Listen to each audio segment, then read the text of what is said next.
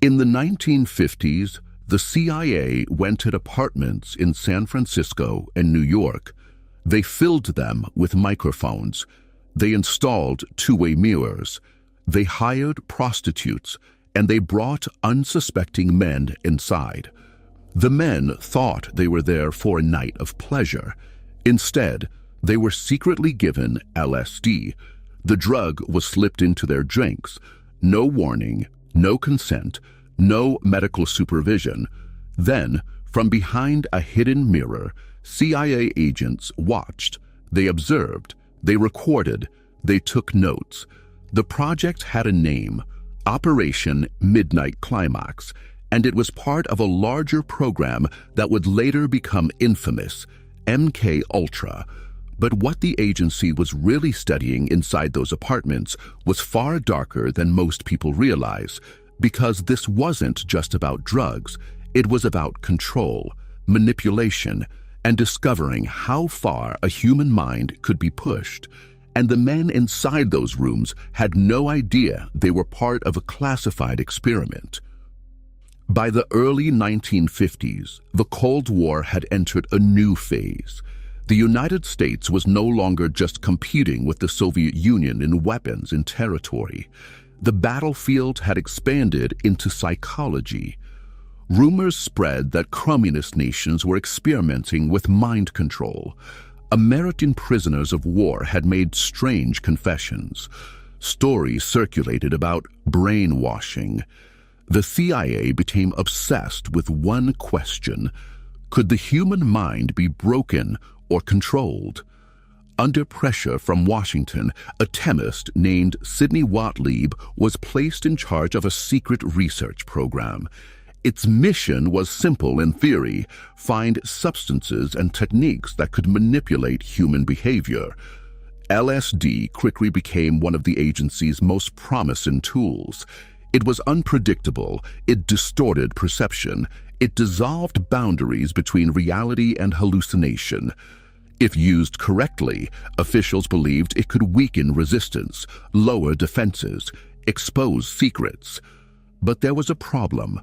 Testing it ethically would be too slow and too limited, so the CIA decided to test it without consent. At first, experiments took place in controlled environments: hospitals, universities, prisons. Then someone proposed a different approach. What if the subjects didn't know they were being tested at all? What if the environment itself could be controlled? What if the agency could observe how ordinary people reacted in morally compromising situations? That idea became Operation Midnight Climax.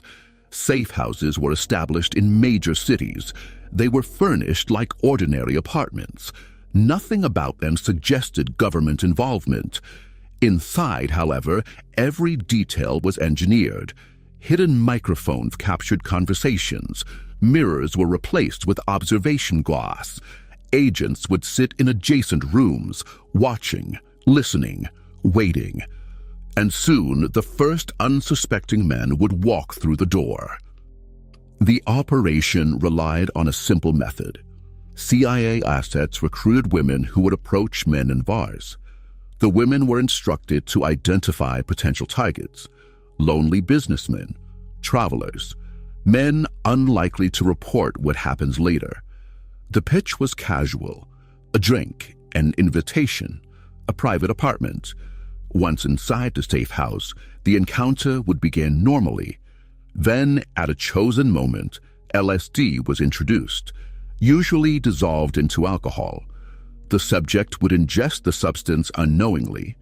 Minutes later, perception would begin to shift. Walls would distort. Voices would echo. Time would fragment. And behind the mirror, CIA observers took notes. They documented reactions. They measured vulnerability. They studied how easily someone under the influence could be influenced further. Could they be persuaded to reveal secrets? Could they be guided into certain behaviors? Could fear be amplified? Could paranoia be induced? The safe houses were not sterile laboratories. They were psychological arenas. and the agents running the operation were not always clinical observers. Some reports later suggested that the environment grew increasingly unprofessional. Alcohol flowed freely.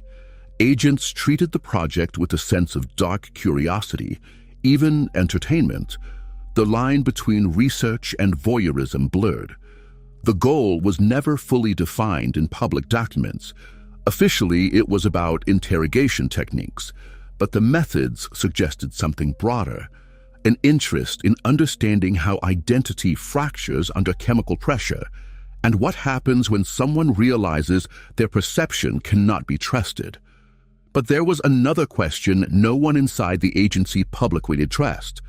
What happens to a person after the experiment ends, when they walk back into the world, unaware of what was done to them? Operation Midnight Climax continued for years. Funding flowed quietly through classified budgets. Reports accumulated, thousands of pages documenting experiments on unwitting subjects. Then, in the early 1970s, political pressure began to build. Public trust in intelligence agencies had eroded. Vietnam, Watergate, covert operations exposed in the press. Congress began investigating. The Church Committee launched hearings into CIA abuses. Suddenly, programs that had operated in secrecy for decades were at risk of exposure. In 1973, CIA Director Richard Helms ordered the destruction of many MKUltra files. Documents were shredded, records were burned, evidence disappeared. But not everything was destroyed.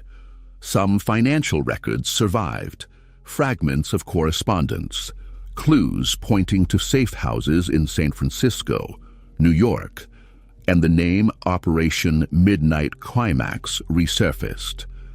When details became public, the reaction was disbelief. The idea that the CIA had hired prostitutes to lure men into apartments and secretly drug them sounded like fiction.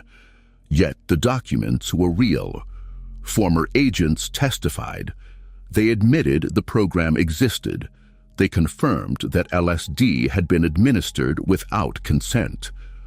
What remained unclear was the long-term damage. No one tracked the psychological aftermath of the subjects. No one followed up. No medical support was provided. The men left those rooms believing they had simply had a strange night. They never knew they were part of a classified experiment. And as Congress pressed for accountability, the agency offered limited explanations.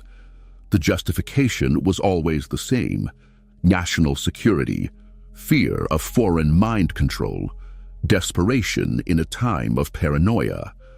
But that justification raised another question. If this was what the agency was willing to do inside American cities, what else had been authorized, and how much of it was never discovered? Operation Midnight Climax officially ended in the 1960s. MKUltra itself was eventually terminated, at least on paper. The safehouses were closed, the mirrors removed, the microphones dismantled.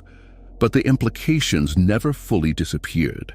The program revealed something unsettling, not just about the CIA, but about the boundaries governments are willing to cross when fear dominates policy.